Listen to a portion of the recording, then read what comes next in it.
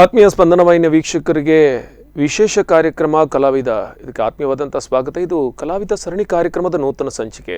ಇದುವರೆಗೆ ಅವಿಭಜಿತ ದಕ್ಷಿಣ ಕನ್ನಡ ಜಿಲ್ಲೆ ಕಾಸರಗೋಡು ಸೇರಿದಂತೆ ರಾಜ್ಯದ ವಿವಿಧ ಭಾಗಗಳ ಅತ್ಯದ್ಭುತ ಸಾಧಕರನ್ನ ಕಲಾವಿದರನ್ನ ಪರಿಚಯಿಸುವಂತಹ ಮತ್ತು ಅವರ ಮನದಾಳದ ಮಾತುಗಳನ್ನು ಕೇಳುವಂತಹ ಕಾರ್ಯಕ್ರಮ ಇದು. ಹಲವು ಬಗೆಯ ಕಲಾವಿದರನ್ನು ನಾವು ಪರಿಚಯಿಸಿದ್ದೇವೆ. ಕೇವಲ ಒಂದೇ ರಂಗಕ್ಕೆ ಸೀಮಿತವಾಗದೆ ಬೇರೆ ಬೇರೆ ರಂಗಗಳಲ್ಲಿ ಸಾಧನೆ ಮಾಡಿದಂಥ ಸಾಧಕರನ್ನು ಪರಿಚಯಿಸಿದ್ದೇವೆ. ಆದರೆ ಇವತ್ತಿನ ದಿನ ನಾವು ಪರಿಚಯ ಮಾಡ್ತಾ ಇರುವಂಥ ಕಲಾವಿದರು ಇವರು ಉದಯೋನ್ಮುಖ ಕಲಾವಿದರು, ಪ್ರವರ್ಧಮಾನಕ್ಕೆ ಬರುತ್ತಿರುವಂಥ ಕಲಾವಿದರು.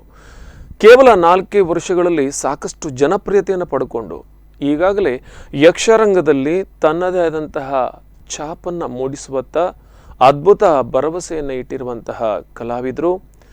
ಹಾಗೆ ಇತ್ತೀಚಿನ ದಿನಗಳಲ್ಲಿ ಸಾಮಾಜಿಕ ಜಾಲತಾಣಗಳಲ್ಲಿ ಅತ್ಯಂತ ಹೆಚ್ಚು ಜನಪ್ರಿಯತೆಯನ್ನು ಪಡೆಯುತ್ತಿರುವಂತಹ ಉದಯೋನ್ಮುಖ ಭಾಗವತರು ಕುಮಾರಿ ಶ್ರೀರಕ್ಷೆ ಹೆಗ್ಡೆ ಅವರನ್ನ ಆತ್ಮೀಯ ಕಾರ್ಯಕ್ರಮಕ್ಕೆ ಸ್ವಾಗತಿಸಿಕೊಳ್ತೇವೆ. ನಮಸ್ತೆ ಮೇಡಮ್. ನಮಸ್ತೆ. ಈ ಒಂದು ಯುವ ಕಲಾವಿದೆ ಯಕ್ಷರಂಗದಲ್ಲಿ ತನ್ನದೇ ಆದಂಥ ಛಾಪನ್ನು ಮೂಡಿಸಿದ್ದಾರೆ, ಭರವಸೆಯನ್ನು ಮೂಡಿಸಿದ್ದಾರೆ ಅನ್ನೋದು ಎಲ್ರಿಗೂ ತಿಳಿದ ವಿಷಯ. ಆದರೆ ಅದನ್ನು ಹೊರತುಪಡಿಸಿ ಅದೆಷ್ಟೋ ಸಾಧನೆಗಳನ್ನು ಮಾಡಿದ್ದಾರೆ. ಅವರು ಒಟ್ಟಾರೆ ಹೇಳೋದಾದರೆ ಬಹುಮುಖ ಪ್ರತಿಭೆ ಅಂತಲೇ ಹೇಳಬೇಕು. ಯಾಕಂದರೆ ಅವರಲ್ಲಿ ಏನೆಲ್ಲ ವೈವಿಧ್ಯತೆ ಇದೆ ಮತ್ತು ಅವರ ಸಾಧನೆಯ ಹಲವಾರು ವಿಭಾಗಗಳೇನು ಇದೆಲ್ಲವನ್ನು ಅವ್ರ ಬಾಯಿಂದಲೇ ಕೇಳೋಣ. ಮತ್ತೊಮ್ಮೆ ಕಾರ್ಯಕ್ರಮಕ್ಕೆ ಆತ್ಮೀಯವಾದಂಥ ಸ್ವಾಗತ. ಧನ್ಯವಾದಗಳು. ಒಂದ್ಸಲ ಯಕ್ಷಗಾನಕ್ಕೆ ಮಾತ್ರ ನಾವು ಸೀಮಿತ ಅಂತ ಅಂದ್ಕೊಂಡಿದ್ವಿ, ಆದರೆ ಸುಮಾರು ವಿಷಯಗಳು ನಿಮ್ಮಲ್ಲಿ ಇದೆ ಮತ್ತು ಅನೇಕ ಸಾಧನೆಗಳನ್ನು ಕೂಡ ಮಾಡಿದ್ದೀರಿ. ಈ ಒಂದು ಯಕ್ಷರಂಗಕ್ಕೆ ಬರೋದಕ್ಕೆ ನಿಮ್ಮ ಆಸಕ್ತಿ ಹೇಗೆ ಸ್ಟಾರ್ಟ್ ಆಯಿತು? ನಮ್ಮ ಕುಟುಂಬದಲ್ಲಿ ಆ ಥರ ಯಕ್ಷಗಾನ ಹಿನ್ನೆಲೆ ಅಂತ ಇಲ್ಲ. ನನಗೆ ಅಂದರೆ ಅವರೆಲ್ಲರಿಗೂ ನೋಡಲಿಕ್ಕೆ ಇಂಟ್ರೆಸ್ಟ್ ಅಷ್ಟೇ. ಎಲ್ಲ ಆ ಕಡೆ ಮತ್ತು ಅಷ್ಟು ಡೈಲಿ ಪ್ರೋಗ್ರಾಮ್ಸ್ ಎಲ್ಲ ಆಗೋದಿಲ್ಲ. ವರ್ಷಕ್ಕೊಂದು 2-3 ಅಥವಾ ಹಬ್ಬಗಳಿಗೆ ಒಂದೊಂದು ಪ್ರೋಗ್ರಾಮ್ಸ್ ಆಗ್ತಿತ್ತು. ಅದಕ್ಕೆಲ್ಲ ಕರ್ಕೊಂಡು ಹೋಗ್ತಿದ್ರು. ನಾನು ಇಂಟ್ರೆಸ್ಟ್ ಕೊಟ್ಟು ನೋಡ್ತಿದ್ದೆ, ಎಲ್ಲ ಎದುರುಗಡೆ ಹೋಗಿ ಕುತ್ಕೊಂಡು ನೋಡ್ತಿದ್ದೆ. ಇಂಟ್ರೆಸ್ಟ್ ಹಾಗೆ ಬಂತು. ಹಾಗೆ ಹಾರ್ಸಿಕಟ್ಟದಲ್ಲಿ ಒಂದು ಶಿಬಿರ ಅಂತ ಮಾಡ್ತಿದ್ರು, ಬೇಸಿಗೆ ಶಿಬಿರ. ಅಲ್ಲಿ ಸತೀಶ್ ಉಪಾಧ್ಯಾಯರಂತ ಉಡುಪಿಯವರು, ಅವರು ಶಿಬಿರ ನಡೆಸುವವರು. ಅಲ್ಲಿ ಕರ್ಕೊಂಡು ಹೋದರು. ನಮ್ಮ ಅಕ್ಕ ಎಲ್ಲ ಹೋಗ್ತಿದ್ರು. ಅಲ್ಲಿ ಒಂದು 5-6 ವರ್ಷಗಳಿಂದ ಅವರು ಶಿಬಿರ ನಡೆಸ್ತಾ ಇದ್ರು. ನಾನು ಫಸ್ಟ್ ಟೈಮ್ ಹೋಗಿದ್ದು 3ನೇ ಕ್ಲಾಸ್ನಲ್ಲಿ. ಹೋದವಾಗ ನಾನು ಹಾಗೆ ಕುತ್ಕೊಂಡು ನೋಡ್ತಿದ್ದೆ. ಅವರು ಫಸ್ಟ್ ವರ್ಷ ಹೋದಾಗೆಲ್ಲ ಯಾವ ವೇಷನೋ ಅಥವಾ ಗೋಪಾಲ ವೇಷನೋ ಪೀಠಿಕಸ್ತ್ರೀ ವೇಷನೋ ಕೊಡುವವರಲ್ಲ. ನಾನು ಹೋಗಿ ನೋಡಿ ಕುತ್ಕೊಂಡು ಆಮೇಲೆ ನನಗೆ ಭರತನಾಟ್ಯದ ಹಿನ್ನೆಲೆ ಇದೆ ಅಂತೆಲ್ಲ ಗೊತ್ತಾಗಿ ಅವರು ಫಸ್ಟ್ನೇ ವರ್ಷನೇ ನನಗೆ ಪೀಠಿಕಸ್ತ್ರೀ ವೇಷ ಕೊಟ್ಟಿದ್ದು. ಅಲ್ಲಿ ಮೊದಲು ನಾನು ರಂಗಕ್ಕೆ ಹತ್ತಿದ್ದು. ಅಂದ್ರೆ ನಮಗೆಲ್ಲ ತಿಳಿದ ಹಾಗೆ ಭಾಗವತರು ಶ್ರೀರಕ್ಷ ಅಲ್ಲ, ಮೊದಲಿಗೆ ವೇಷಧಾರಿಗಳು. ಹೌದು, ಅವರ ಹತ್ರ ಹೆಜ್ಜೆ ತಾಳ ಎಲ್ಲ ಕಲ್ತಿದ್ದು ಮೊದಲು. ಆಮೇಲೆ ನಾನು ನಂದು 2ನೇ ವರ್ಷ ಆಗ್ಬೇಕಿದ್ರೆ ಅವ್ರದ್ದು 10ನೇ ವರ್ಷ ಆಗಿ ಅವರದ್ದು ಶಿಬಿರ ಅಂದ್ರೆ ಅಲ್ಲಿಗೆ ಮುಕ್ತಾಯ ಮಾಡಿದ್ರು ಅವರು. ಅದಾದ್ಮೇಲೆ ನಂಗೆ ಮಧ್ಯಕ್ಕೆ ಸ್ವಲ್ಪ ಗ್ಯಾಪ್ ಆಯ್ತು. ಆಮೇಲೆ ಇಡುವಾಣಿ ತ್ರಯಂಬಕ್ ಹೆಗಡೆ ಅಂತ ಸಾಗರ, ಅವರು ಒಂದು ಕ್ಲಾಸ್ ಮಾಡಲಿಕ್ಕೆ ಸ್ಟಾರ್ಟ್ ಮಾಡಿದ್ರು. ಮಕ್ಕಳದ್ದೇ ಒಂದು ಟೀಮ್ ಮಾಡಿ ಸಿದ್ದಾಪುರದಲ್ಲಿ ಟ್ರೈನ್ ಮಾಡಿ ವರ್ಷಕ್ಕೆ 2 ಪ್ರಸಂಗ ಅಂತ ಹಾಗೆ ಮಾಡ್ತಿದ್ರು. ಅದರಲ್ಲಿ ನಾನು 4 ವರ್ಷ ಕಲ್ತಿದ್ದೆ. 6ರಿಂದ 10ನೇ ಕ್ಲಾಸ್ ತನಕ ಕಲ್ತಿದ್ದೆ. ಅದರಲ್ಲೂ ಹೆಜ್ಜೆ ಮತ್ತೆ ಇನ್ನೂ ಇಂಪ್ರೂವ್ಮೆಂಟ್ ಆಯಿತು. ಹೆಜ್ಜೆಯಲ್ಲೋ ಅಥವಾ ತಾಳದಲ್ಲೋ ಗ್ರಿಪ್ ಸಿಗ್ತಾ ಹೋಯಿತು. ಹಾಗೆ ಅವರು ಪ್ರಾಕ್ಟೀಸ್ ಮಾಡಿಸ್ಬೇಕಿದ್ರೆಲ್ಲ ಹಾಡ್ತಿದ್ದೆ. ಅವಾಗ ಗೊತ್ತಿರಲಿಲ್ಲ ನನಗೆ ಹೀಗೆ ಯಕ್ಷಗಾನ ಭಾಗವತಿಕೆ ನಾನು ಮಾಡಬಹುದು ಹಾಗೆಲ್ಲ ಗೊತ್ತಿಲ್ಲಾಗಿತ್ತು. ಅಪ್ಪ ಕಾರಿನಲ್ಲಿ ಹೋಗ್ತಾ ಕಾಳಿಂಗನ ಆರ್ಡ್ರ್ ಪದ್ಯ ಹಾಕೊಂಡು ಹೋಗ್ತಿದ್ರು. ನಾನು ಅದ್ರ ಹಾಗೆ ಹೇಳ್ತಿದ್ದೆ, ಅವ್ರ ಥರಾನೇ ಹೇಳ್ತಿದ್ದೆ. ಒಂದಿನ ಕೇಶವ ಹೆಗ್ಡೆ ಕೊಳಗೆ ಅವ್ರ ಹತ್ರ ಕರ್ಕೊಂಡೋದ್ರು. ನೋಡಿ ಅವರಿಗೆ ತುಂಬ ಆತ್ಮೀಯರು, ಮೊದಲಿಂದ ಚೈಲ್ಡ್ಹುಡ್ ಫ್ರೆಂಡ್ಸ್ ಥರ. ಅವ್ರ ಹತ್ರ ಕರ್ಕೊಂಡೋಗಿ ನೋಡಿ ಇವ್ರು ಒಂದು ಹಾಡ್ತಾಳೆ. ಅವರು ಮೊದಲಂದ್ರು ಬೇಡ ಬೇಡ ಹೆಣ್ಮಕ್ಳು ಬೇಡ ಯಕ್ಷಗಾನ ರಂಗಕ್ಕೆ ಬೇಡ, ಅವಳು ಈಗ ಹಾಡ್ತಾ ಇದ್ದಾಳಲ್ಲ ಸಂಗೀತನ ಮುಂದುವರಿಸ್ಲಿ, ಭರತನಾಟ್ಯ ಮುಂದುವರಿಸ್ಲಿ ಅಂತಂದ್ರು. ಒಂದ್ಸತಿ ಹಾಡಿದ್ನ ನೋಡಿ ನೀವು ಅಂತಂದ್ರು. ನಾನು ಹಾಗೆ ಹಾಡಿದೆ. ತುಂಬ ಚೆಂದ ಹಾಡ್ತಾಳೆ ಅಂತ ಅವ್ರು ತುಂಬ ಇಂಪ್ರೆಸ್ ಆದರು. ಆಮೇಲೆ ನೆಕ್ಸ್ಟು ನಾನು ಇಡುವಾಣಿ ತ್ರಯಂಬಕ್ ಹೆಗಡೆ ಅವರೇ ನಾನೇ ಕಲಿಸ್ತೆ ಅಂತ ಹೇಳ್ಕೊಂಡು ಹೇಳಿದರು. ಅವ್ರ ಮನೆಗೆ ಒಂದು 15-21 ತಿಂಗಳದ ಹತ್ತಿರ ಹೋಗಿದೆ.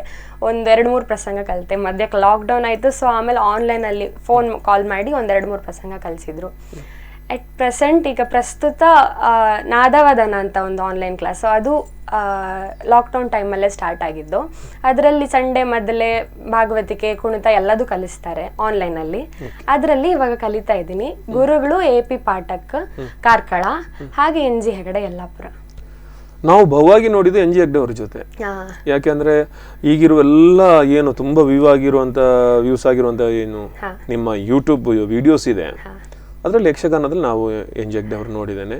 ಅದ್ರ ಜೊತೆಗೆ ಅವರು ಅದ್ಭುತ ಕಲಾವಿದರು. ಸರಿ, ಹಾಗಿದ್ದ ಮಟ್ಟಿಗೆ ಈ ಒಂದೇ ಸಲಕ್ಕೆ ಏನಾಗುತ್ತೆ ಅಂದ್ರೆ ಕಲ್ತಾಗ ದೊಡ್ಡ ವೇದಿಕೆಯನ್ನು ಹಂಚ್ಕೊಳ್ಳೋದು ಕಷ್ಟ ಆಗುತ್ತೆ. ಯಾಕಂದ್ರೆ ಈಗ NG ಹೆಗ್ಡೆ ಅವ್ರ ಜೊತೆಗೆ ಇರೋದ್ರಿಂದ ನಿಮ್ಗೊಂದು ಧೈರ್ಯ ಇರುತ್ತೆ. ಯಾಕಂದ್ರೆ ಒಂದ್ಸಲ ಯಾರಾದ್ರೂ ಆತ್ರಿ ಇಲ್ಲಾಂದ್ರೆ ಬಹಳಷ್ಟು ಕಷ್ಟನೇ ಅಂತ ಅನ್ಸ್ಕೊಳುತ್ತೆ. ಹೇಗಿತ್ತು ಅನುಭವಗಳು ಅಂತ? ಮತ್ತೆ ಅವರ ಅನುಭವಗಳು ತುಂಬಾ ಅಗಾಧವಾಗಿದ್ದಂಥದ್ದು. ಅವರು ತುಂಬಾ ವರ್ಷದಿಂದ ಈ ರಂಗದಲ್ಲಿ ಇದ್ದವರು, ಮತ್ತೆ ತುಂಬಾ ದೊಡ್ಡ ದೊಡ್ಡ ಕಲಾವಿದರ ಜೊತೆ ಒಡನಾಟ ಎಲ್ಲ ಇದಂಥವ್ರು. ಸೊ ಅವ್ರ ಜೊತೆಗೆ ಅಂದ್ರೆ ಅವ್ರು ಇದ್ದಾಗ ನೀವು ಹೇಳಿದಾಗೆ ಒಂದು ಧೈರ್ಯನೇ ಅವ್ರು ಇದ್ದಿದ್ದು. ಮತ್ತೆ ಅವರು ಬರೀ ಕಲಿಕೆಯಲ್ಲಷ್ಟೇ ಅಲ್ಲ, ಉಳಿದಿದ್ದ ಎಲ್ಲ ಸಹಕಾರ ರಂಗದಲ್ಲಾಗ್ಲಿ ಅಥವಾ ಸ್ಟೇಜ್ ಸೆಟ್ಟಿಂಗ್ಸ್ ಅಲ್ಲಿ ಆಗ್ಲಿ ಅಥವಾ ಹೇಗೆ ಪ್ರಿಪೇರ್ ಮಾಡ್ಬೇಕು, ಹೇಗೆ ನಾವು ನಡೆಗಳು ಹೇಗೆ ಎಲ್ಲದ್ರ ಬಗ್ಗೆನೂ ಒಂದು ಸಲಹೆ, ಸಹಕಾರ ಜೊತೆಗೆ ಮಾರ್ಗದರ್ಶನ. ಸೊ ಅವರೊಂದು ಬಿಗ್ ಸಪೋರ್ಟ್ ಸಿಸ್ಟಮ್ ಇದ್ದ ಹಾಗೆ. ನನಗೆ ಈಗ ಅಪ್ಪ ಅಮ್ಮ ನಂದು ಸಿರ್ಸಿ ಸಿದ್ದಾಪುರದಲ್ಲಿ ಅಲ್ಲಿರೋದು. ಸೊ ಈ ಕಡೆ ಪ್ರೋಗ್ರಾಮ್ ಆದಾಗೆಲ್ಲ ಅಂದ್ರೆ ಹೋಗಿ ಬರಕ್ಕೆಲ್ಲ ಅವ್ರಿಗೆ ಬರಕ್ಕಾಗೋದಿಲ್ಲ. ಸೊ ಗುರುಗಳನ್ನೇ ಕರ್ಕೊಂಡು ಹೋಗ್ತಾ ಇದ್ದೆ ನಾನು. ಅವರು ಮತ್ತೆ ಹೋಗಿ ಬಂದು ಮಾಡ್ಲಿಕ್ಕೆ ಉಳಿದಿದ್ದ ವ್ಯವಸ್ಥೆಗೂ ನನಗೆ ಅನುಕೂಲವಾಗಿದ್ದಾರೆ.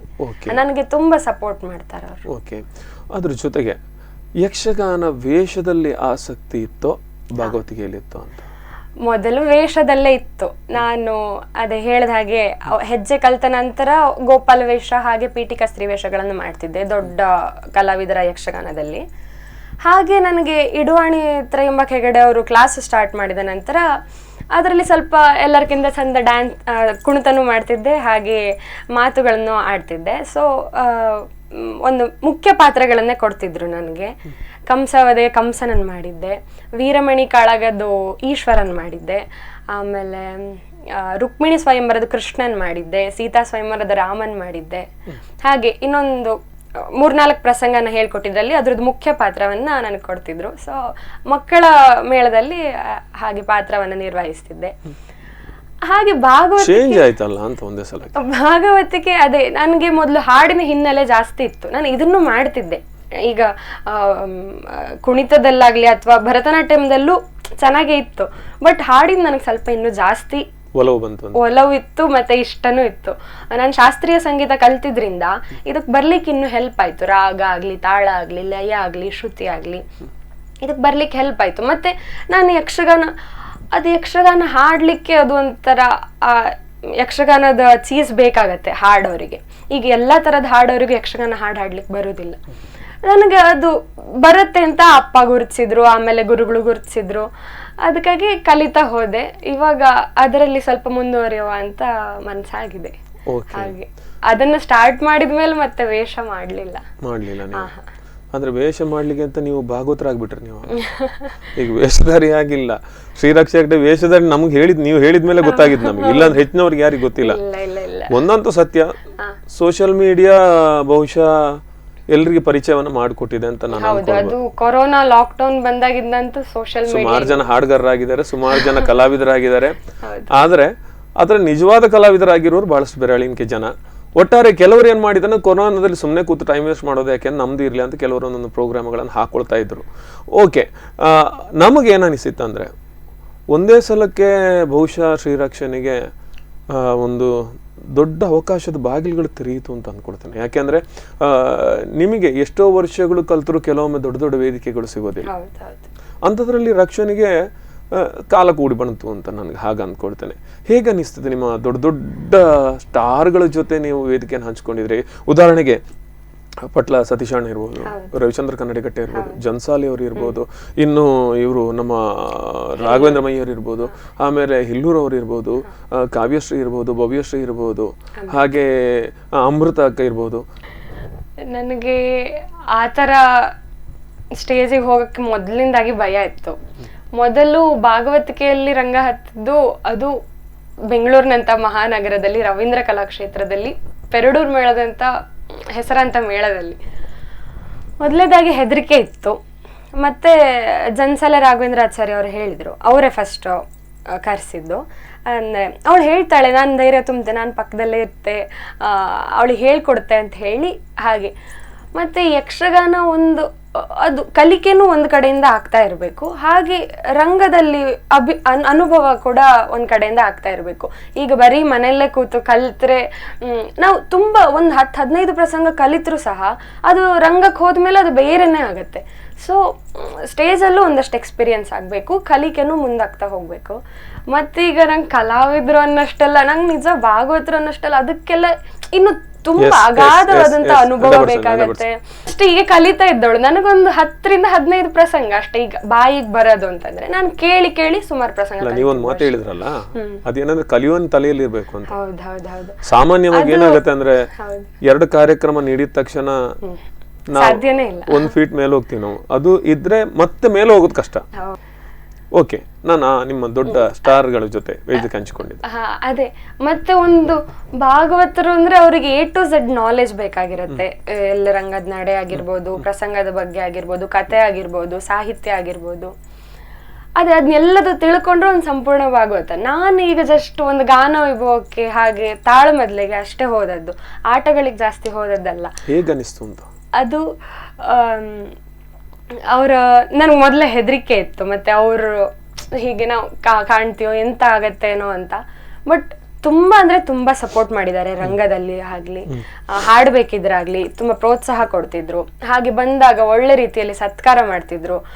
ಪಟ್ಲ ಸತೀಶ್ ಶೆಟ್ಟಿ ಅವರಾಗ್ಲಿ, ರವಿಚಂದ್ರ ಕನ್ನಡಿಕಟ್ಟೆ ಅವರಾಗ್ಲಿ, ಹಿಲ್ಲೂರ್ ಅವರ ಜೊತೆ ಒಂದು 3-4 ಪ್ರೋಗ್ರಾಮ್ ಆಗಿದೆ. ಹಾಗೆ ಜನ್ಸಾಲಿ ಅವರು ತುಂಬಾ ಪ್ರೋಗ್ರಾಮಿಗೆ ಕರೆದಿದ್ದಾರೆ, ಅವರು ತುಂಬಾ ಸಪೋರ್ಟ್ ಮಾಡಿದ್ದಾರೆ. ಕಾವ್ಯಶ್ರಕ್ಕ ಭವ್ಯಶ್ರಕ್ಕ ನಾನು ಅಕ್ಕ ಹೇಳೋದ್ರಲ್ಲ ತುಂಬಾ ಆತ್ಮೀಯತೆ ಇಂದ ಇರ್ತೇವೆ. ತುಂಬಾ ಖುಷಿ ಆಗತ್ತೆ ಅವ್ರ ಜೊತೆಗೆಲ್ಲ ಪ್ರೋಗ್ರಾಮ್ ಅಂದ್ರೆ ರಂಗ ಹಂಚ್ಕೊಳ್ಳೋದಕ್ಕೆ. ಮತ್ತೆ ನನ್ಗೆ ಅನ್ಕೊಂಡಿಲ್ಲ, ಇನ್ನೂವರೆಗೂ ನನಗೆ ಗೊತ್ತಿಲ್ಲ ಅವ್ರ ಜೊತೆಗೆಲ್ಲ ನನ್ ಕೂರಷ್ಟೆಲ್ಲ ದೊಡ್ಡೋಳ ಅಥವಾ ಜಸ್ಟ್ ಒಂದು ಬರ್ತಿದ್ದವಳು, ಈಗ ಪ್ರೆಸೆಂಟ್ ಇದಕ್ಕೆ ಬರ್ತಾ ಇದ್ದವಳು, ಬೆಳಕಿಗೆ ಬರ್ತಾ ಇದ್ದವಳು ಅಂತ ಅವರು ಸಪೋರ್ಟ್ ಮಾಡಿದ್ದಕ್ಕೆ ನನಗೆ ತುಂಬಾ ಖುಷಿ ಇದೆ. ಮತ್ತೆ ಅವರಿಗೆ ತುಂಬಾ ಧನ್ಯವಾದಗಳನ್ನು ಹೇಳಕ್ ಇಷ್ಟಪಡ್ತೀನಿ. ಓಕೆ, ನಾನು ಇನ್ನೊಂದು ವಿಚಾರವಾಗಿ ಏನಂದ್ರೆ, ಮನೆಯಲ್ಲಿ ಬೆಳವಣಿಗೆ ಅಂತ ಒಂದು ವಾತಾವರಣ ಇಲ್ಲದೆ ಒಂದು ರೀತಿಯಲ್ಲಿ ಯಕ್ಷಗಾನ ಬಹಳಷ್ಟು ಸಮಯಗಳಿಂದ ನಿಮ್ಮ ಮನೆಯಲ್ಲಿ ಇದ್ದ ಹಾಗೆ ನೀವು ಬೆಳೀತಾ ಇದ್ದೀರಿ. ಇದಕ್ಕೆ ಮನೆಯವರ ಸಪೋರ್ಟ್ ಹೇಗಿದೆ ಅಂತ? ತುಂಬಾ ಇದೆ, ಮನೆಯವರ ಸಪೋರ್ಟು ಅಗಾಧವಾಗಿ ಕೊಡ್ತಾರೆ. ಮತ್ತೆ ಎಲ್ಲಿ ಪ್ರೋಗ್ರಾಮ್ ಆದ್ರೂ ಅವರು ಕರ್ಕೊಂಡು ಹೋಗ್ತಾರೆ, ಕರ್ಕೊಂಡು ಬರ್ತಾರೆ, ತುಂಬಾ ಕೇರ್ ಮಾಡ್ತಾರೆ. ಈಗ ಎಲ್ಲ ಪೇರೆಂಟ್ಸು ಕೇರ್ ಮಾಡುವ ಹಾಗೆ ಕೇರ್ ಮಾಡ್ತಾರೆ. ಆದ್ರೆ ಇದು ಈ ಯಕ್ಷಗಾನಕ್ಕೆ ಅಂದ್ರೆ ಈಗ ಪಾಲಕರೆಲ್ಲ ಯಕ್ಷಗಾನಕ್ಕೆ ರಂಗಕ್ಕೆ ಬರುವಾಗ, ಹೆಣ್ಮಕ್ಳು ಸ್ವಲ್ಪ ಬರುವಾಗ ಬೇಡ ಅದ್ರದ್ದು ಒಂಥರ ಪ್ಯಾಷನ್ ತರನೇ ಇರ್ಲಿ, ಪ್ರೊಫೆಷನ್ ತರ ಮಾಡೋದು ಬೇಡ, ನಿಮ್ದು ಬೇರೆ ಓದಿನಲ್ಲಿ ಮುಂದುವರಿ ಅಂತೆಲ್ಲ ಹೇಳೋರು. ಅದಕ್ಕೆ ಕಾರಣಗಳಿವೆ. ಹೌದು, ಯಾಕೆಂದ್ರೆ ನಿಮಗೆ ಒಂದು ಕಾಲಘಟ್ಟದಲ್ಲಿ ವ್ಯವಸ್ಥೆಗಳಿಗೆ ಕಷ್ಟ ಆಗುತ್ತೆ. ಗಂಡು ಮಕ್ಕಳಿಗೆ ಎಲ್ಲಿ ಬೇಕಾದ್ರೂ ವ್ಯವಸ್ಥೆ ಆಗುತ್ತೆ, ಹೆಣ್ಮಕ್ಳಿಗೆ ವ್ಯವಸ್ಥೆ ಆಗೋದಿಲ್ಲ. ಇನ್ನೊಂದೇನಾಗುತ್ತೆ ಅಂದ್ರೆ ಒಂದಷ್ಟು ಬೇಡದಿದ್ದ ವಿಚಾರಗಳು ನಮ್ಮನ್ನು ಆವರಿಸಿಕೊಳ್ಬಹುದು. ಯಾಕೆಂದ್ರೆ ಇಂತಹ ಘಟನೆಗಳು ತುಂಬಾ ಆಗಿ ಹೋದಾಗ ನೋಡಿ, ಒಂದು ಸರ್ವೇ ಸಾಮಾನ್ಯವಾಗಿ ನಮ್ಮ ದೊಡ್ಡಮ್ಮ ಅಂದ್ರೆ ನಾವು ತೆಂಕುತಿಟ್ಟಿನ ಮಟ್ಟಿಗೆ ದೊಡ್ಡಮ್ಮ ಅಂತ ಹೇಳ್ತೀವಿ, ಲೀಲಾವತಿ ಬೈಪಡ್ತಾರೆ, ಅವರು ಯಾವತ್ತಿಗೂ ನಮ್ಮ ಗುರುಗಳವರು. ಆದ್ರಿಂದ ಅವರು ಒಂದು ತಿರುಗಾಟವನ್ನ ಮಾಡಿದ ನಂತರ ಒಂದಷ್ಟು ಮಹಿಳೆಯರಿಗೆ ಧೈರ್ಯವನ್ನು ಅವರು ಕೊಟ್ಟರು. ಇವತ್ತಿಗೂ ಅತ್ಯಂತ ಸ್ಪಷ್ಟವಾಗಿ ಅದ್ಭುತ ಪ್ರಸಂಗ ನಡೆಯನ್ನ ಅತ್ಯಂತ ಪರಂಪರೆಯ ಶೈಲಿಯಲ್ಲಿ ಮಾಡುವಂತ ಬೆರಳೆಣಿಕೆಯ ಭಾಗವತರಲ್ಲಿ ಲೀಲಮ್ಮ ಒಬ್ರು.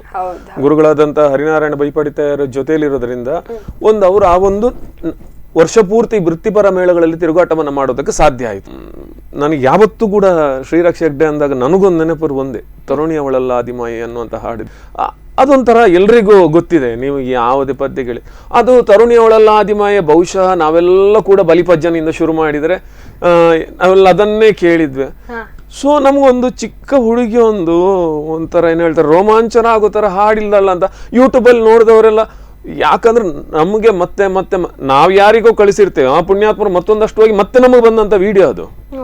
ಸೊ ಇದ್ರ ಬಗ್ಗೆ ಏನ್ ಅನಿಸ್ತದೆ ನಿಮಗೆ? ಯಾಕಂದ್ರೆ ಅವತ್ತು ಪಟ್ಲ ಸತೀಶ್ ಅಣ್ಣ ನಿಮ್ಗೆ ಚಪ್ಪಾಳೆ ಮೂಲಕ ನಿಮ್ಗೆ ಪ್ರಶಂಸೆಯನ್ನು ವ್ಯಕ್ತಪಡಿಸಿದ್ರು. ಆ ವಿಡಿಯೋದು ಈಗ ಪಟ್ಲ ಸತೀಶ್ ಶೆಟ್ಟಿ ಅವರು ಈಗ ತುಂಬಾ ಅದ್ರಲ್ಲಿ ಸಾಧನೆ ಮಾಡಿದವರು. ಹೌದು. ಮತ್ತೆ ಅವ್ರ ವಾಯ್ಸ್ ಸ್ವಲ್ಪ ಬೇಸ್ ಇದೆ. ಅವರು ಸಂಚಾರಗಳನ್ನೆಲ್ಲ ಕೆಳಗೆ ಮಾಡ್ತಿದ್ರು. ನನ್ನ ವಾಯ್ಸ್ ಹೋಗೋದೇ ಕಷ್ಟ ಆಗಿತ್ತು ಆ ಶ್ರುತಿಗೆ. ಅದಕ್ಕೆ ನಾನು ಅದರಲ್ಲಿ ಮಧ್ಯಮ ಷಡ್ಜ ಮಾಡಿ ಹಾಡಿದ್ದು ಆ ಪದ್ಯನ. ಅವ್ರ ಹತ್ರ ಮೊದಲೇ ಹೇಳಿದ್ದೆ, ನಂಗೊಂದು ತೆಂಕು ಪದ್ಯ ಹೇಳಬೇಕು ನಿಮ್ಮ ಎದುರುಗಡೆ, ನಾನು ನಿಮ್ದು ತುಂಬಾ ಅಂದ್ರೆ ತುಂಬಾ ಅಭಿಮಾನಿ, ತುಂಬಾ ವಿಡಿಯೋಸ್ಗಳನ್ನೆಲ್ಲ ಯೂಟ್ಯೂಬಲ್ಲಿ ಏನೇನು ವಿಡಿಯೋ ಇದೆ ಎಲ್ಲ ನೋಡಿ ಮುಗಿಸಿದ್ದೀನಿ, ಸೊ ಒಂದು ನಿಮ್ಮ ಥರನೇ ಹಾಡಬೇಕು ಅಂತಿದೆ, ಹಾಡ್ಲಾ ಅಂತ ಕೇಳಿದೆ. ಅವ್ರು ಖಂಡಿತವಾಗಿ ಹಾಡು ಅಂತ ಹೇಳಿದ್ರು. ಅದೇ ಮಧ್ಯಮ ಷಡ್ಜ ಮಾಡಿ ಅವ್ರು ಹೇಗೆ ಹಾಡಿದ್ರು ಹಾಗೆ ಹಾಡಿದ್ದು ಅಷ್ಟೇ. ಅದು ಮಧ್ಯಮ ಷಡ್ಜ ಆಗಿದ್ರಿಂದ ನಿಜವಾದ ಶ್ರುತಿಗಿಂತ 4 ಮನೆ ಮೇಲಿರುತ್ತೆ. ಸೊ ನನ್ನ ವಾಯ್ಸಿಗೆ ಸ್ವಲ್ಪ ಹೊಂದಿಕೆ ಆಗುವಂತದ್ದು ಆಯ್ತದು ಆ ಶ್ರುತಿಗೆ. ಸೊ ನನಗೆ ಮೇಲೆಲ್ಲ ಸಂಚಾರ ಮಾಡ್ಲಿಕ್ಕೆಲ್ಲ ಒಳ್ಳೆ. ಅವರ ವಾಯ್ಸ್ ಎಷ್ಟು ಬೇಸಿ ಕೆಳಗೆ ಬಂದಷ್ಟು ಮತ್ತೆ ಕೆಲವೊಮ್ಮೆ ಕೆಲವು ಕೂತವನು ಹೀಗೆ ನೋಡ್ತಾ ಇರ್ಬೇಕು, ಹಾಗೆ ಹಾಡಿ ಬಿಡ್ತಾರೆ. ಅವರಿಗೆ ಗಾಡ್ ಗಿಫ್ಟ್ ಅದು, ಆ ತರ ವಾಯ್ಸ್ ಇರೋದು. ನಮ್ಗೆ ಆ ಸಂಚಾರ ಎಲ್ಲ ಮಾಡ್ಬೇಕು ಅಂದ್ರೆ ಆ ಶ್ರುತಿಲ್ಲ ಆಗೋದಿಲ್ಲ. ಸೊ ನಾನು ಮಧ್ಯಮ ಷಡ್ಜ ಮಾಡಿ ಹಾಡಿದ್ದು. ಮತ್ತೆ ಆ ವಿಡಿಯೋ ಫೇಮಸ್ ಆಗಿದ್ರ ಬಗ್ಗೆ ನನಗೆ ಆಶ್ಚರ್ಯ ಆಗ್ತಿದೆ, ಅದೇ ಹೇಗೇನು ಅಂತ. ಖುಷಿ ಆಯ್ತು ಅವರೆಲ್ಲ ಸಪೋರ್ಟ್ ಮಾಡಿದ್ ನೋಡಿ. ಈಗ ನಮ್ ತರನೇ ಒಬ್ರು ಪದ್ಯ ಹಾಡ್ತಿದ್ದಾರೆ ಅಂತ ಹೇಳಿದ್ರೆ ಅವ್ರಿಗೆ ಹೇಗಾಗ್ತಿರತ್ತೆ, ನನಗೂ ಅವ್ರ ಎದುರುಗಡೆ ಅವ್ರದ್ದೇ ಪದ್ಯ ಹಾಡ್ತಿದ್ದೇನೆ ಅನ್ನೋಷ್ಟು ನನ್ಗೆ ತುಂಬಾ ಖುಷಿ ಆಗಿತ್ತು. ಸೊ ಏನೋ ವೈರಲ್ ಆಯ್ತು, ಅದು ಗೊತ್ತಿಲ್ಲ.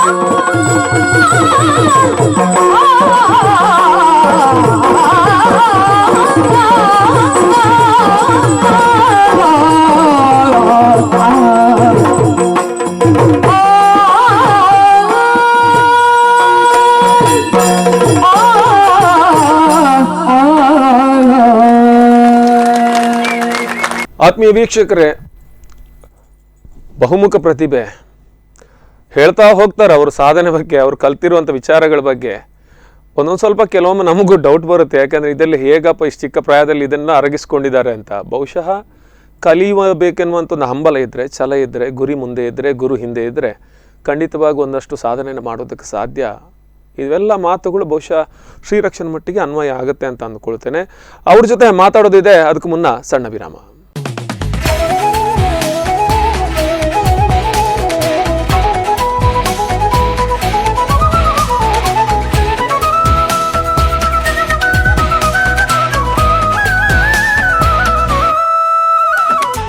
ಅದ್ರ ಜೊತೆಗೆ ಸಿದ್ದಾಪುರದಲ್ಲಿ ಹುಟ್ಟಿದ್ರಿ, ತಂದೆಯವರು ವಕೀಲರಾಗಿದ್ದಾರೆ, ಅಮ್ಮ ಗೃಹಿಣಿಯಾಗಿದ್ದಾರೆ, ಮನೆಯಲ್ಲಿ ತಂಗಿ ಇದ್ದಾರೆ. ತಂಗಿಗೆ ಯಕ್ಷಗಾನದ ಬಗ್ಗೆ ಆಸಕ್ತಿ ಇದೆಯಾ? ತಂಗಿನೂ ನಾನು ಯಾವ್ಯಾವ ಕ್ಲಾಸಿಗೆ ಹೋಗ್ತೀನೋ ಎಲ್ಲ ಕ್ಲಾಸಿಗೂ ಹೋಗ್ತಾಳವಳು. ಹಿಂದೂಸ್ತಾನಿ ಶಾಸ್ತ್ರೀಯ ಸಂಗೀತ, ಭರತನಾಟ್ಯಂ. ನಂದು ಭರತನಾಟ್ಯಂ ಜೂನಿಯರ್ ಸೀನಿಯರ್ ಆಗಿದೆ, ಹಿಂದೂಸ್ತಾನಿ ಶಾಸ್ತ್ರೀಯ ಸಂಗೀತ ಜೂನಿಯರ್ ಆಗಿದೆ. ಅವಳು ಈಗ ಜೂನಿಯರ್ ಹಂತಕ್ಕೆ ಬಂದಿದ್ದಾಳೆ, 8th ಕಲಿತಿದ್ದಾಳೆ. ಹಾಗೆ ಅವಳೊಂದು ತಬ್ಲಾ ಕ್ಲಾಸಿಗೂ ಹೋಗ್ತಿದ್ದಾಳೆ, ತಬ್ಲಾ ನುಡಿಸೋದನ್ನು ಕಲೀಲಿಕ್ಕೆ ಪ್ರಾರಂಭ ಮಾಡಿದಾಳೆ. ಯಕ್ಷಗಾನದಲ್ಲಿ ಇವರು ಕಲಿಸ್ತಿರುವಾಗ ನಾನು ಮುಖ್ಯ ಪಾತ್ರ ಮಾಡ್ತಿದ್ದೆ, ಅವಳು ಗೋಪಾಲ್ ವೇಷ, ಸ್ತ್ರೀಯ ವೇಷ ಎಲ್ಲ ಮಾಡ್ತಿದ್ಲು. ಸೊ ನಾನು ಯಾವಾಗ ಕ್ಲಾಸಿಗೆ ಹೋಗ್ತೀನಿ ಅದಕ್ಕೆಲ್ಲ ಹೋಗ್ತಾಳೆ ಅವಳು. ಬಟ್ ಅವಳು ಸ್ಪೋರ್ಟ್ಸಿನಲ್ಲಿ ಸ್ವಲ್ಪ ಮುಂದಿದ್ದಾಳೆ. ಅಂದ್ರೆ ಈಗ ತಂಗಿ ಮತ್ತೆ ಒಂದು ರೀತಿಯಲ್ಲಿ ಮತ್ತೊಂದು ಚೂರು ಮೇಲಕ್ಕೆ ಪ್ರವರ್ಧಮಾನಕ್ಕೆ ಬರ್ತಾ ಇದ್ದಾರೆ ಅಂತ ಅಂದ್ಕೊಳ್ಳು. ಅವಳದು ಇಂಟ್ರೆಸ್ಟ್ ಮೇಲೆ. ಓಕೆ, ಭರತನಾಟ್ಯದ ಬಗ್ಗೆ ಹೇಳಿ. ಭರತನಾಟ್ಯ ನಾನು ಕಲ್ತಿದ್ದು ಸೀಮಾ ಭಾಗವತ್ ಅಂತ, ಸಿರ್ಸಿ ಅವರು. ಅವ್ರ ಹತ್ರ ಮೊದ್ಲಿಂದನು ನಾನು 1ನೇ ಕ್ಲಾಸಿಂದನೂ ಕಲಿಯಕ್ಕೆ ಸ್ಟಾರ್ಟ್ ಮಾಡಿದೆ. ಸೀಮಾ ಭಾಗವತ್ ಅಂತ, ಸಿರ್ಸಿ ಅವರು. ಅವರದ್ದು ನಟರಾಜ ನೃತ್ಯ ಶಾಲೆ ಅಂತ ಸಿರ್ಸಿಲಿದೆ, ಸಿದ್ದಾಪುರದಲ್ಲಿದೆ. ಹಾಗೆ ತುಂಬಾ ಬೇರೆ ಕಡೆ ಜರ್ಮನಿ, ಲಂಡನ್ ಆ ಕಡೆಯಿಂದೆಲ್ಲ ಸ್ಟೂಡೆಂಟ್ಸ್ ಬರ್ತಾರೆ ಅವ್ರ ಹತ್ರ ಕಲೀಲಿಕ್ಕೆ. ಅವರು ನನಗೆ ತುಂಬ ಸಪೋರ್ಟ್ ಮಾಡ್ತಿದ್ರು. ಒಂದು ಸ್ವಲ್ಪ ಅವ್ರು ಹೇಗೆ ಕೊಟ್ಟ ಹಾಗೆ ಮಾಡ್ತಿದ್ದೆ, ಅಭಿನಯ ಆಗಲಿ, ಕೈ ಚಲನೆ ಆಗಲಿ, ಮತ್ತು ಬಾಡಿ ಪೋಸ್ಚರ್ ಆಗಲಿ, ಡ್ಯಾನ್ಸ್ ಮಾಡೋ ರೀತಿ ಆಗಲಿ, ಅದೆಲ್ಲದು ಸ್ವಲ್ಪ ಎಲ್ಲರಿಗಿಂತ ಜಾಸ್ತಿ ಚೆನ್ನಾಗಿದ್ದರಿಂದ ಅವ್ರು ನಂಗೆ ತುಂಬ ಸಪೋರ್ಟ್ ಮಾಡ್ತಿದ್ರು. ಮತ್ತು ಜೂನಿಯರ್ ಸೀನಿಯರ್ ಎಕ್ಸಾಮ್ ಮುಗಿಸೋ ತನಕಲ್ಲ ಅವ್ರ ಹತ್ರನೇ ಪಳಗಿದ್ರಿಂದ ಕುಣಿತಕ್ಕೂ ಜಾಸ್ತಿ ಹೆಲ್ಪ್ ಆಗ್ತಿತ್ತು. ಮತ್ತು ಈಗ ಭರತನಾಟ್ಯ ಅಂದರೆ ಅದು ಕರ್ನಾಟಕೀಯ ಸಂಗೀತ ಬೇಸ್. ನಾನು ಮೂಲ ಹಿಂದೂಸ್ತಾನಿ ಸಂಗೀತ ಕಲ್ತಿದ್ದು ರಾಜೇಂದ್ರ ಹೆಗಡೆ ಅವ್ರ ಹತ್ರ. ಇದು ಭರತನಾಟ್ಯಕ್ಕೆ ಬಂದ್ಮೇಲೆ ನನಗೆ ಕರ್ನಾಟಕೀಯ ಸಂಗೀತದ್ದು ಸ್ವಲ್ಪ ಟಚ್ ಸಿಕ್ಕಾಗಾಯ್ತು. ಜೂನಿಯರ್ ಎಕ್ಸಾಮಿನಲ್ಲಿ ಸಹ ಹಾಡಕ್ಕಿರತ್ತೆ, ಸೀನಿಯರ್ ಎಕ್ಸಾಮಿನಲ್ಲಿ ಸಹ ಅದು ಆ ಹಾಡುಗಳನ್ನ ಹಾಡ್ಬೇಕಾಗ್ತದೆ. ಅದು ಶೈಲಿನೇ ಕಂಪ್ಲೀಟ್ ಚೇಂಜ್ ಅಲ್ವಾ. ಬಟ್ ಎರಡಕ್ಕೂ ನನಗೆ ಟಚ್ ಸಿಕ್ಕಾಗಾಯ್ತು. ಸೊ ಅದು ಎರಡು ಸೇರಿ ನನಗೆ ಯಕ್ಷಗಾನಕ್ಕೆ ತುಂಬಾ ಹೆಲ್ಪ್ ಆಯ್ತು. ಉದಯ ಚಂದಿರ ಕಾಂತಿ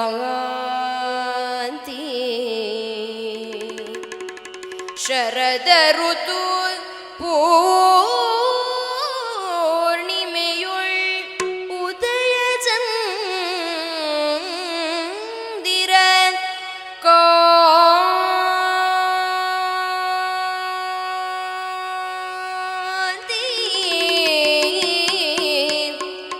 ಸುರುಚಿರ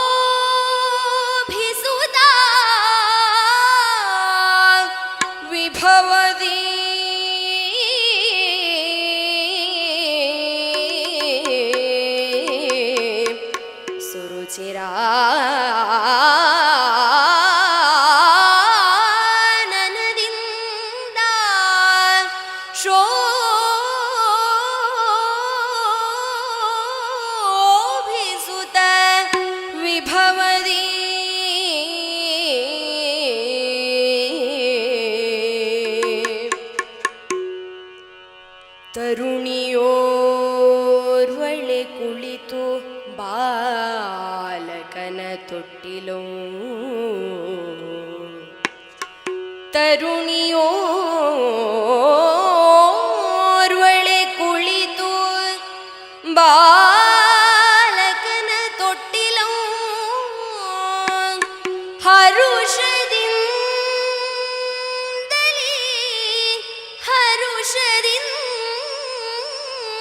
ಹರುಷದಿಂದಲೇ ತೂಗುತ್ತಾ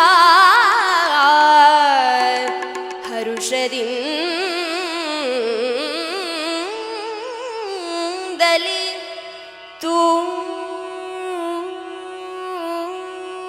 ತೂಗುತ್ತಾ ಆ ಆ ಆ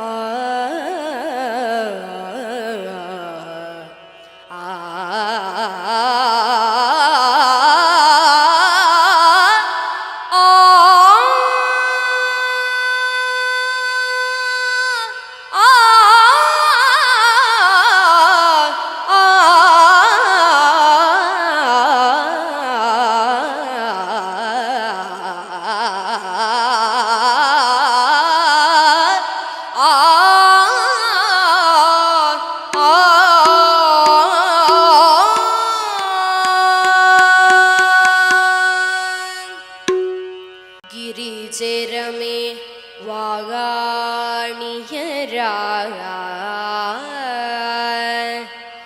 ಗಿರಿಜೆರಮೆ ವಾಣಿಯರ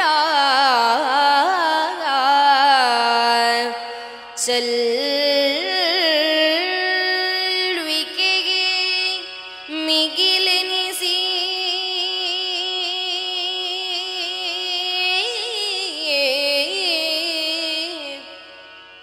ಗಿರಿಜರಮೆ ವಾಣಿಯರ ಚಲ್ವಿಕೆಗೆ ಮಿಗಿಲೆನಿಸಿ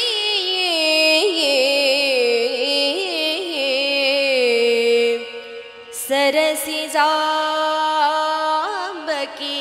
ಮೆರೆವಾ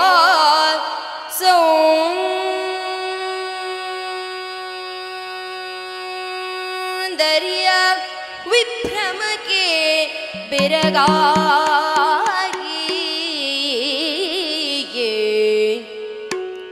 ಸರಸಿ ಸಾಂಬಕಿ ಮೆರೆವ ಸೌಂದರ್ಯ ವಿಭ್ರಮಕ್ಕೆ ಬೆರಗಾಗಿ ಬೆರಗಾಗಿ ಬೆರಗಾಗಿ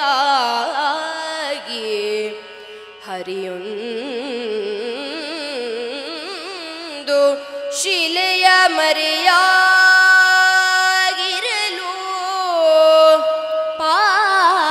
ಪಾಡಿ ತೂಗುತ್ತಲಾಗಲು ಹರಿಯೊಂದು ಶಿಲೆಯ ಮರೆಯಾಗಿರಲು ಪಾಡಿ ತೂಗುತ್ತಲಾಗಳು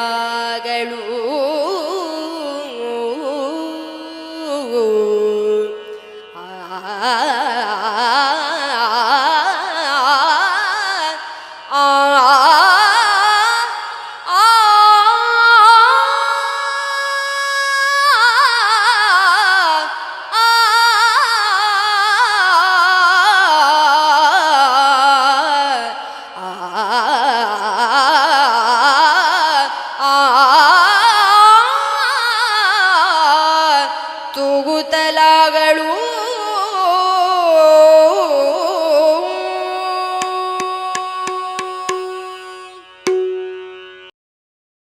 ಜೋ ಜೋ ಜೋ ಜೋ ಜೋ ಸುಕುಮಾರ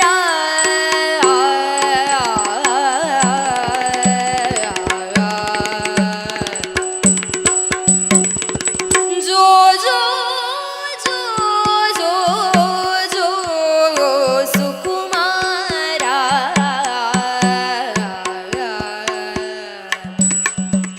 ಜೋ ಜೋ ಜೋ ಜೋ ಜೋ ಸುಕುಮಾರ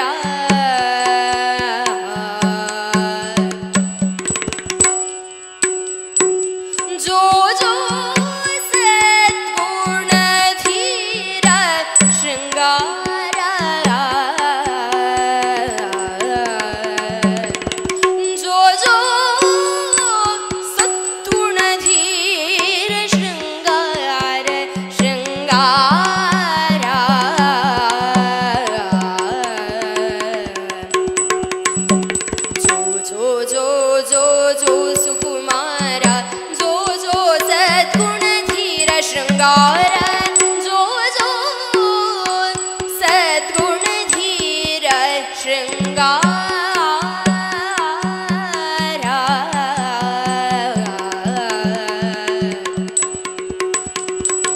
जो जो जापव तरला प्रवीरा जो जो जापव तरला प्रवीरा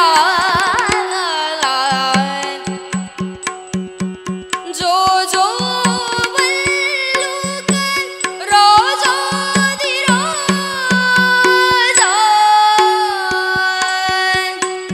जो जो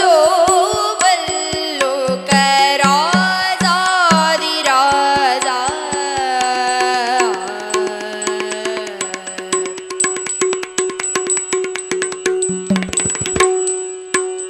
जो जो जांबव तरल प्रवीर जो जो वल्लुक राजाधिराजा जो जो वल्लुक राजाधिराजा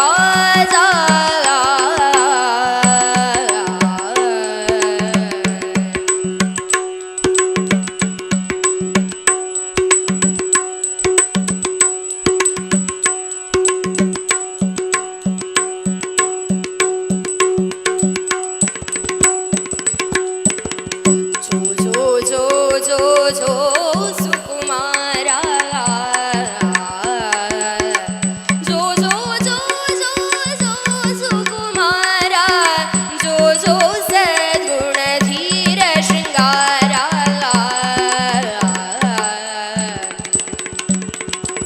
जो जो जांबव तरल प्रवीरा जो जो वल्लुक राजाधिराजा जो जो जो जो जो जो जो जो जो जो जो जो जो सुकुमारा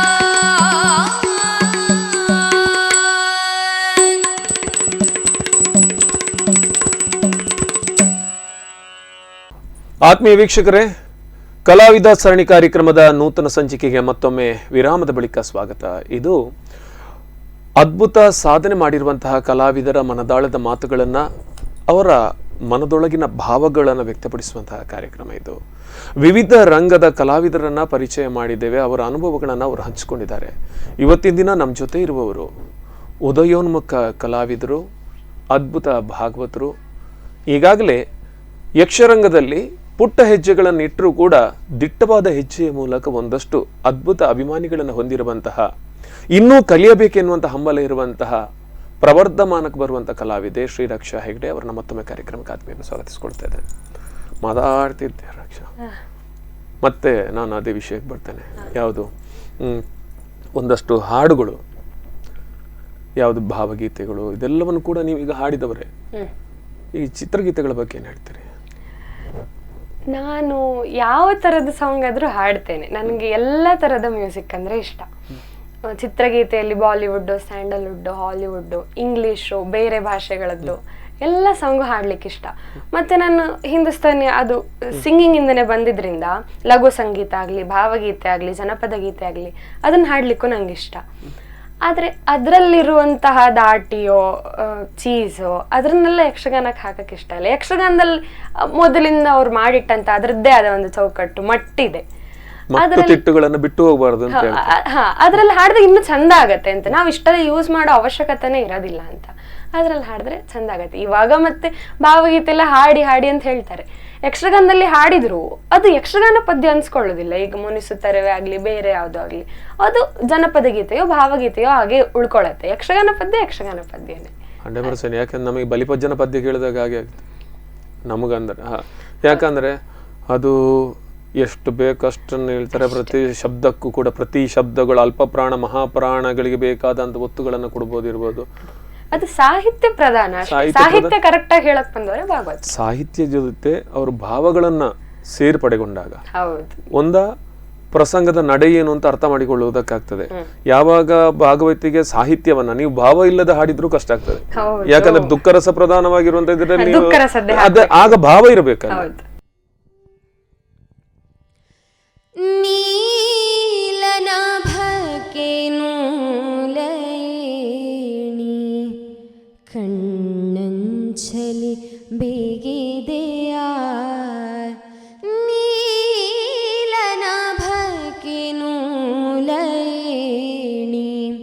ಕಣ್ಣಂಚಲಿ ಬೇಗಿದೆಯ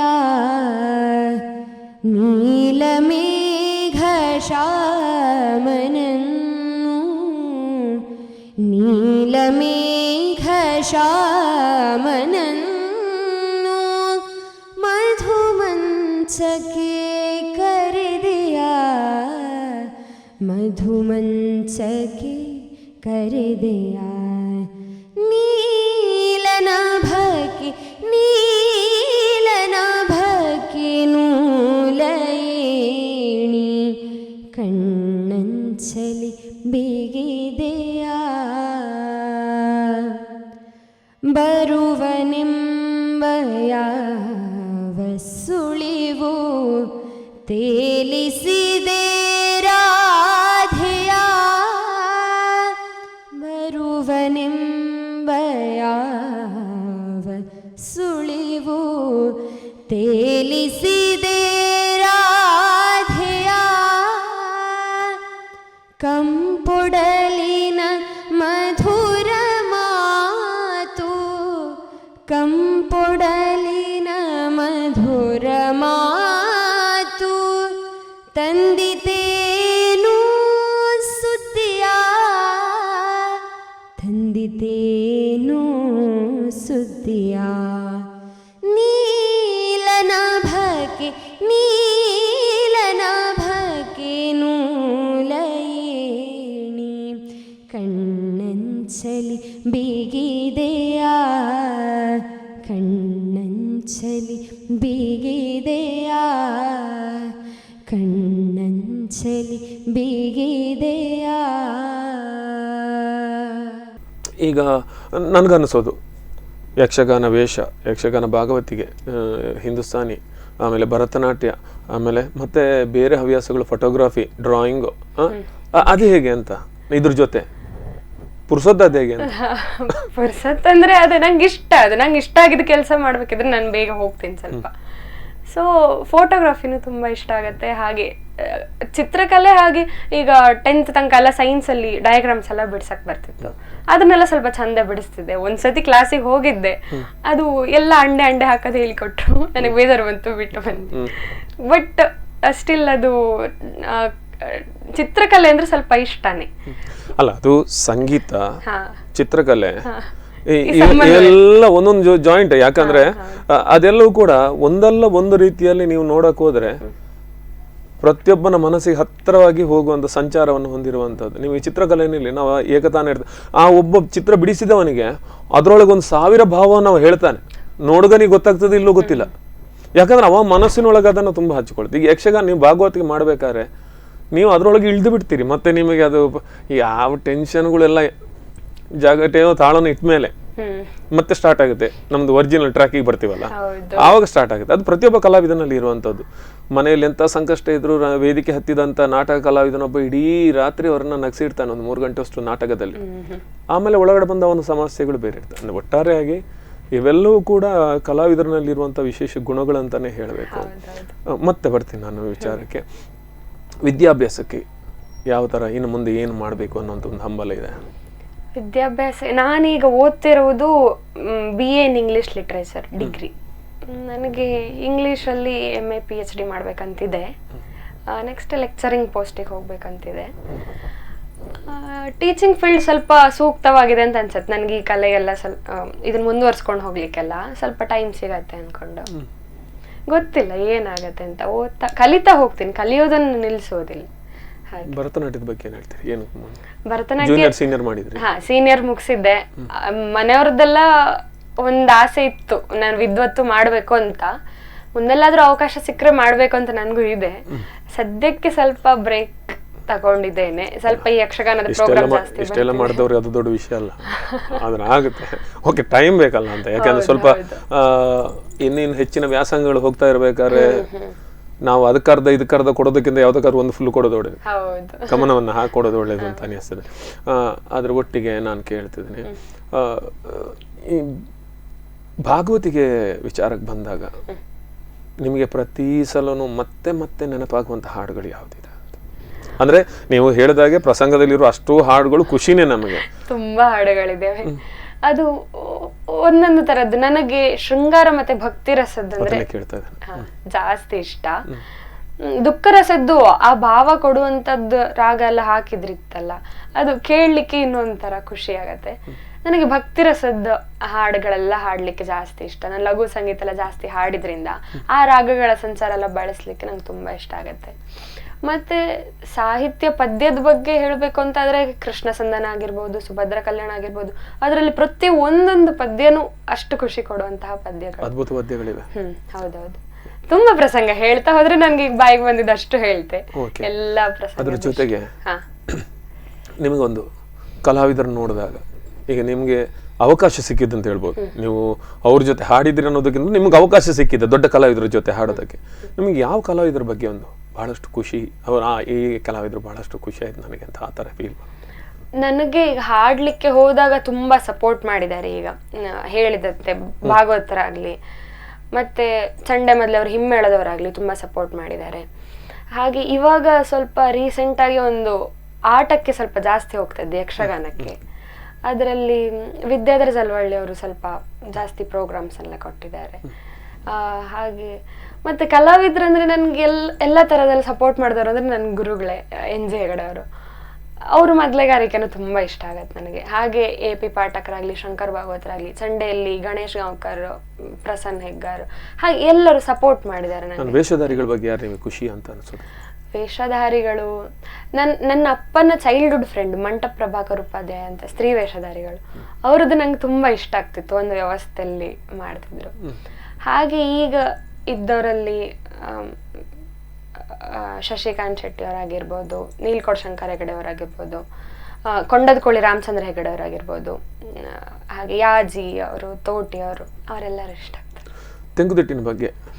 ತೆಂಕುತಿಟ್ಟಿಂದ ಆಕ್ಚುಲಿ ನನಗೆ ಭಾಗವತ ಹಿಮ್ಮೇಳದವ್ರದ್ದು ಮಾತ್ರ ಪರಿಚಯ, ಕಲಾವಿದ್ರ ಮುಮ್ಮೇಳದವ್ರದ್ದು ಅಷ್ಟು ಪರಿಚಯ ಇಲ್ಲ. ಮತ್ತೆ ನಾನು ನೋಡಿದ್ದು ಕಡಿಮೆ. ಇವರದ್ದು ಗಾನ ವೈಭವ ಆಟ ನೋಡಿದ್ರೆ ಇವರದ್ದು ಫೋಕಸ್ ಮಾಡಿಯೇ ನೋಡುದು, ಹಿಮ್ಮೇಳದವ್ರದ್ದು. ಫೇವ್ರೆಟ್ ಆಫ್ ಕೋರ್ಸ್ ಪಟ್ಲ ಸತೀಶ್ ಶೆಟ್ಟಿ ಅವರು, ಕನ್ನಡಿ ಕಟ್ಟೆ ಅವರು. ಹಾಗೆ ಅಮೃತಕ್ಕ ಆಮೇಲೆ ಕಾವ್ಯಶ್ರೀ ಅಲ್ಲ ಫುಲ್ ಇನ್ಸ್ಪಿರೇಷನ್ ಈ ಕಡೆ ಭಾಗವತಿಗೆ ಬರ್ಲಿಕ್ಕೆ. ಮತ್ತೆ ತೆಂಕನಲ್ಲಿ ಸುಮಾರು ಲೀಲಾವತಿ ಬೈಪಡಿತ್ಯ ಆಗಿರ್ಬೋದು, ಭವ್ಯಶ್ರೀ ಅವರು, ಹಾಗೆ ಬಲಿಪರದ್ದು ಎಲ್ಲರದ್ದು ಪದ್ಯ ಎಲ್ಲ ಕೇಳ್ತೇನೆ. ಹುಟ್ಟಿ ಬಂದೆ ಎಲ್ಲವ್ವನಾಗಿ ನಿನ್ನ ಮದುವೆ ಮಾಡಿ ಕೊಟ್ಟಾರವ್ವ ಜಾಮಾದಗ್ನಿಗೆ.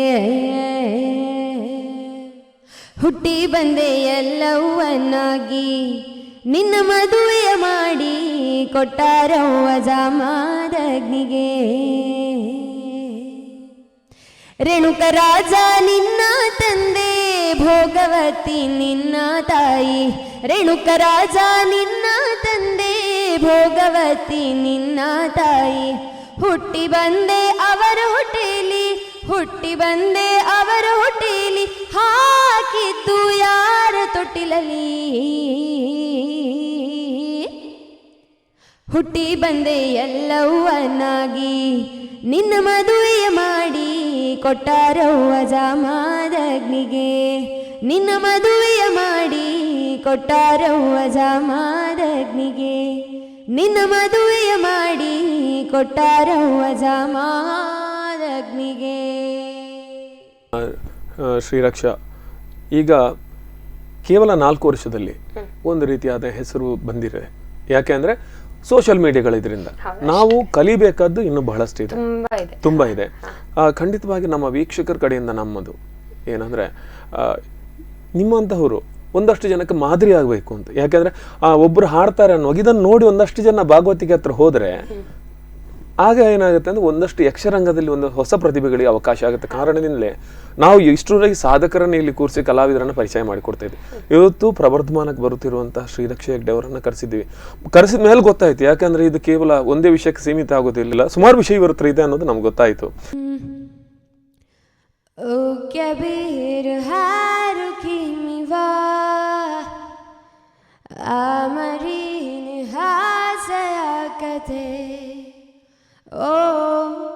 마로 데스코니 로켓도 태연을 바스트 코로데 부토키 하듯이 마오 딴따뜻허리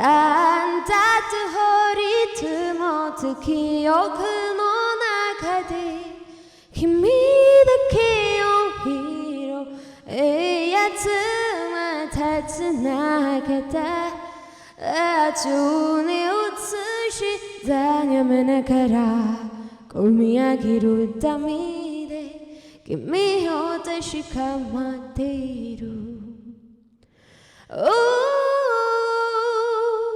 la la la la la la la la la la la la la la la la la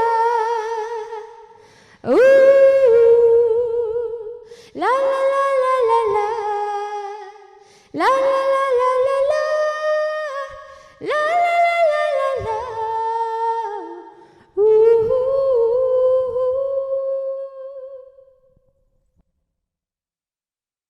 ಕೊನೆಯದಾಗಿ ನನಗೇನಂದರೆ ಈ ಕಾರ್ಯಕ್ರಮಕ್ಕೆ ಬಂದು ಇಷ್ಟೆಲ್ಲ ವಿಚಾರಗಳನ್ನು ಹಂಚಿಕೊಂಡ್ರಿ ಓರ್ವ ಪ್ರತಿಭಾನ್ವಿತ ಕಲಾವಿದೆಯನ್ನು ಬಹುಮುಖ ಪ್ರತಿಭೆಯನ್ನು ಪರಿಚಯಿಸಿದಂಥ ಸಮಾಧಾನ ನಮಗಿದೆ, ಖುಷಿ ನಮಗಿದೆ. ನಮ್ಮ ವೀಕ್ಷಕರ ಕಡೆಯಿಂದ ನಿಮ್ಮ ಮುಂದಿನ ದಿನಗಳು, ನಿಮ್ಮ ಮುಂದಿನ ಹೆಜ್ಜೆ, ನಿಮ್ಮ ಮುಂದಿನ ಕನಸುಗಳು ಅವೆಲ್ಲವೂ ಕೂಡ ಅತ್ಯಂತ ಯಶಸ್ವಿಯಾಗಿ ಸಂಪನ್ನಗೊಳ್ಳಿ ಅನ್ನೋದೇ ನಮ್ಮೆಲ್ಲರ ಆಶಯ. ಅದಕ್ಕಾಗಿ ನಮ್ಮ ವೀಕ್ಷಕರ ಕಡೆಯಿಂದ ನಿಮಗೆ ಸ್ಪಂದನ ವಾಹಿನಿಯ ಕಡೆಯಿಂದ ನಿಮಗೆ ಅನಂತ ಪ್ರಣಾಮಗಳನ್ನು ಸಲ್ಲಿಸ್ತಾ ಇದ್ದೀನಿ. ಧನ್ಯವಾದಗಳು. ನಾನು ಹೀಗೆ ಬೆಳಕಿಗೆ ಬರ್ತಾ ಇರುವಂತಹ ಇನ್ನೂ ಅಂಬೆಗಾಲಿಡ್ತಾ ಇರುವಂಥ ನನ್ನನ್ನು ಇಂಥ ಒಂದು ಟಿ ವಿ ಚಾನಲಲ್ಲಿ ಇಂಟರ್ವ್ಯೂ ತಗೊಂಡಿದ್ದಕ್ಕಾಗಿ, ನನಗೆ ಇಂಥದ್ದೊಂದು ಅವಕಾಶ ಕೊಟ್ಟಿದ್ದಕ್ಕಾಗಿ ನನಗೆ ತುಂಬ ಖುಷಿ ಇದೆ. ಮತ್ತು ಇನ್ನು ಕಲೀಲಿಕ್ಕೆ ಬರ್ತಾ ಇರೋರಿಗೆ ನಾನು ಹೇಳೋದೇನೆಂದರೆ, ಕಲಿಯುವುದಲ್ಲಿ ಏನು ತಪ್ಪಿಲ್ಲ, ಯಾವುದು ಬೇಕಾದ್ರು. ಈಗ ಒಂದು ಬಡಗು ಮಾತ್ರ ಕಲಿಬೇಕು ಅಂತಲ್ಲ, ತೆಂಕನ್ನು ಬೇಕಾದ್ರೆ ಕಲೀಲಿ. ಈಗ ಪ್ರೋಗ್ರಾಮ್ ಕೊಡಬೇಕು ಅದು ಅಂತ ಮನಸ್ಸಲ್ಲಿ ಇಟ್ಕೊಂಡಲ್ಲ, ಕಲಿತಾ ಇರೋದು. ಕಲಿಯೋದಕ್ಕೆ ಏನು ಅಡೆತಡೆಗಳು ಇಲ್ಲ, ಅಷ್ಟೇ. ನಮ್ಮ ಸಮಾಧಾನಕ್ಕೆ, ನಮ್ಮ ಖುಷಿಗೆ ಕಲಿಯುವುದು. ನಮ್ಮಂಥವ್ರು ಈಗ ಚಿಂತನಾ ಹೆಗಡೆ ಅವರು ಇದ್ದಾರೆ ಬಡಗಿನಲ್ಲಿ. ನಾವೆಲ್ಲ ಬರೋದ್ರಿಂದ ಮತ್ತೊಬ್ರಿಗೆ ಮಾದರಿ ಆಗತ್ತೆ ಅಂತಂದ್ರೆ ನಮ್ಗೆ ಅದಕ್ಕಿಂತ ಭಾಗ್ಯ ಮತ್ತೊಂದಿಲ್ಲ, ಅದಕ್ಕಿಂತ ಖುಷಿ ಮತ್ತೊಂದಿಲ್ಲ.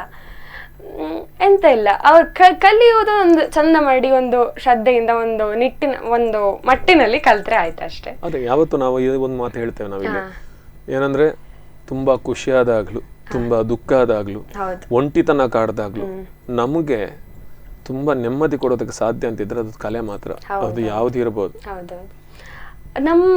ನಮ್ಮ ಈ ಪರ್ಸನಲ್ ಲೈಫ್ಗಳಲ್ಲಿ ಏನೇನು ಪ್ರಾಬ್ಲಮ್ ಇರುತ್ತೋ ಅಥವಾ ಬೇರೆ ಏನೇನೋ ತೊಂದರೆಗಳು, ಅದನ್ನೆಲ್ಲದು ಮರೆಸುವಂತಹ ಶಕ್ತಿನೇ ಅದಕ್ಕಿದೆ. ಅದಕ್ಕಿನ್ನೇನು ಹೇಳಕ್ ಸಾಧ್ಯ. ಸೊ ಒಂದು ಹಾಡು ಹಾಡಿದ್ರೆ ಸಾಕು, ನಮ್ಗೆ ಏನೇನಿದೆ ಎಲ್ಲ ಮರೆತು ಹೋಗುತ್ತೆ. ಅದರಲ್ಲಿ ತಲ್ಲೀನರಾಗೋಗ್ತೀವಿ. ಎಷ್ಟು ಖುಷಿ ಸಿಗತ್ತೆ, ಸಮಾಧಾನ ಸಿಗತ್ತೆ. ಒಂದು ಆರೋಗ್ಯಯುತವಾದಂಥ ಒಂದು ಜೀವನ ನಡೆಸ್ಬೇಕಂದ್ರೆ ಈ ಥರ ಯಾವುದಾದ್ರೂ ಒಂದು ಕಲೆಯಲ್ಲಿ ತೊಡಗಿಕೊಂಡ್ರೆ ಒಳ್ಳೆ ಆಗತ್ತೆ ಅಂತ ನನ್ನ ಅಭಿಪ್ರಾಯ. Once again thank you so much ಈ ಕಾರ್ಯಕ್ರಮಕ್ಕೆ ಬಂದಿದ್ದಕ್ಕೆ. Thank you. All the best. ಎಲ್ಲ ಕನಸುಗಳು ನನಸಾಗಲಿ. ಯಾವುದೇ ಹೊಗಳಿಕೆಗಳು ಕಿವಿಯಿಂದ ಹೋಗಿ ನೇರವಾಗಿ ಮನಸ್ಸಿನೊಳಗೆ ಇಳಿಲಿ, ಕಿವಿಯಿಂದ ಮೇಲ್ಮಟ್ಟಕ್ಕೆ ಹೋಗೋದೇ ಇರಲಿ. ಎಲ್ಲರ ಹೊಗಳಿಕೆನ ಆಶೀರ್ವಾದ ಅಂತ ತಗೋತೇನೆ. ಓಕೆ, ಖಂಡಿತ. ವೀಕ್ಷಕರೇ ನೋಡಿದ್ರಲ್ಲ, ಇದು ಈ ವಾರದ ಕಲಾವಿದ ಕಾರ್ಯಕ್ರಮ, ಕಲಾವಿದ ಸರಣಿ ಸಂಚಿಕೆಯ ನೂತನ ಸಂಚಿಕೆ. ಇದು ಬಹುಶಃ ಅರ್ಥಪೂರ್ಣವಾದಂತಹ ಸಂಚಿಕೆ ಅಂತ ನನಗೆ ಅನಿಸ್ತಾ ಇದೆ. ಯಾಕೆಂದರೆ ಸಾಧನೆ ಮಾಡಿದ ನಂತರ ಪರಿಚಯಿಸುವುದಕ್ಕೂ ಸಾಧನೆ ಮಾಡ್ತಾ ಇರುವಾಗ ಪರಿಚಯಿಸುವುದಕ್ಕೂ ವ್ಯತ್ಯಾಸ ಇದೆ. ಸಾಧನೆ ಮಾಡಿದ ಮೇಲೆ ಪರಿಚಯಿಸಿದರೆ ಇವರು ಏನಾಗಿದ್ರು ಏನು ಅನ್ನೋದನ್ನು ತೋರಿಸಿದಾಗತ್ತೆ. ಪ್ರವರ್ಧಮಾನಕ್ಕೆ ಬರ್ತಾ ಇರುವಾಗಲೇ ಪರಿಚಯ ಮಾಡಿದರೆ ಅವರ ಮುಂದಿನ ಹೆಜ್ಜೆಗಳಿಗೆ ಒಂದಷ್ಟು ಹೊಸ ಹುರುಪುಗಳನ್ನು ಕೊಟ್ಟಾಗತ್ತೆ. ಜೊತೆಗೆ ಇವರ ಕಲಿಯುವಿಕೆಯನ್ನು ನೋಡಿ ಇನ್ನೊಂದಷ್ಟು ಜನ ಕಲ್ತ್ರೆ ಬಹುಶಃ ನಮ್ಮ ಕಾರ್ಯಕ್ರಮ ಸಾರ್ಥಕ್ಯವನ್ನು ಪಡೆಯುತ್ತದೆ ಅಂತ ಅನ್ನುವ ಮಾತಿನೊಂದಿಗೆ ಕಾರ್ಯಕ್ರಮವನ್ನು ಮುಕ್ತಾಯಗೊಳಿಸ್ತಾ ಇದ್ದೇನೆ. ಇನ್ನೊಬ್ಬ ಅದ್ಭುತ ಸಾಧಕನ ಜೊತೆ ಮುಂದಿನ ವಾರ ಭೇಟಿಯಾಗ್ತೇನೆ. ಅಲ್ಲಿವರೆಗೂ ನೋಡ್ತಾ ಇರಿ ಸ್ಪಂದನ.